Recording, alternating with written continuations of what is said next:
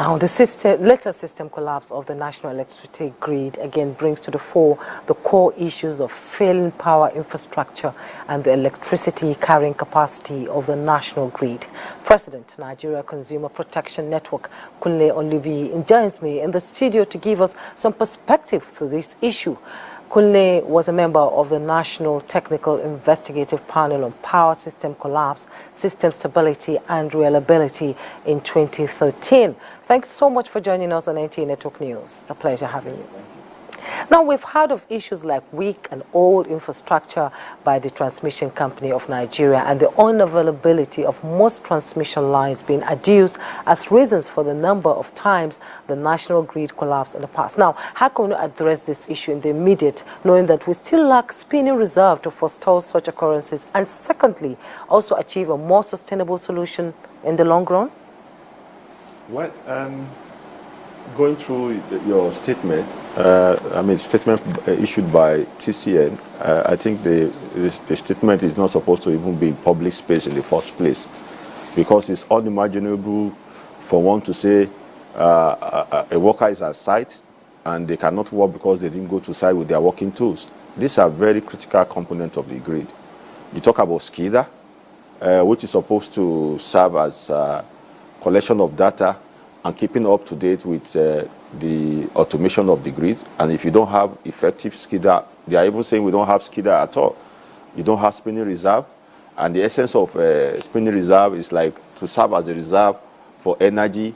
And in the face of, in the event of system collapses, spinning reserve, the world over is supposed to provide like a backup to help restore the grid. So now, between 2013 to date, federal government have obtained not less than $8 billion in loan as investment to power sector. As far as government is concerned, every request that have been made by the operators of the grid, federal government have always been kind enough to pursue them diligently and secure such investment. So one began to wonder, what are the resources that have been injected post-privatization in the power sector, what have they been used for? Because you cannot operate a grid. I remember in 2013, we met with the then MD, I think Engineer Sambo of PACN, when he was about to be unbundled. They were talking about acquiring SCADA. There have been bidding that has been, bids that have been open for procurement for SCADA. And one began to wonder why in 21st century, there will be no SCADA and there will be no black start. Then they're talking about poor management of the frequency on the grid. These are unimaginable things. So what we have just seen now is pure inefficiency of one sector, transferring the burden to the whole nation, not even just the grid, because each time there's a total system collapses, apart from the embarrassment, it comes with a lot of economic losses to Nigerians and the end users. So it's unimaginable. And so moving forward, I think the president just needs to do a surgical cleanup of that sector. Yes, we talk about investment and, with the Siemens deal and all that, and, get towards a smart grid. And shouldn't we at this point have a comprehensive electricity mix that incorporates all these major energy sources with all the investment that has been put into the power sector? Yeah. And one other thing, the announcement, I think, is very important, because people like us will know that there's a reason why there's no electricity in our homes, don't you think? Well, just like I said earlier, the immediate past administration invested so much in the power sector, talking about the brownfield, talking about, just name it. Government has really been magnanimous enough to approve fund. Now, talking about the mixed grid, there are different sources of energy generation that comes within the context of the mixed grid. That is renewable energy sources, apart from the legacy generation of hydro and thermal.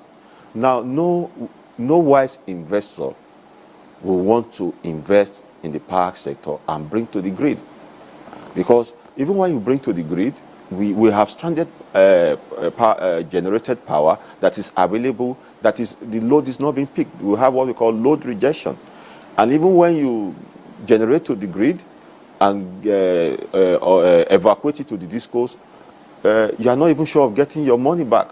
So if we are to advise anybody, as good as the energy mix may look like, the best thing to do is that MBED have closed the issue of providing commitment or vesting contract, because most of those people who want to generate and bring to the grid, their major concern is cost recovery, and they know that MBED will provide guarantee for them to recover. So government has stopped providing the MBED guarantee by vesting contracts. So anybody that wants to invest in the power sector, one would have expected that their investment would be to, like you have Oando, they have their gas pipeline that go to industrial areas, so that between the buyer and the seller, there'll be what we call willing buyer, willing seller, and the tariff at that rate is different, and it's quite competitive and attractive. Exactly, Kunle, and I'm sure it is work in progress. Kunle Olubiyo, President, Nigeria Consumer Protection Network. Thank you so much for your thoughts. It's my pleasure. Thank you.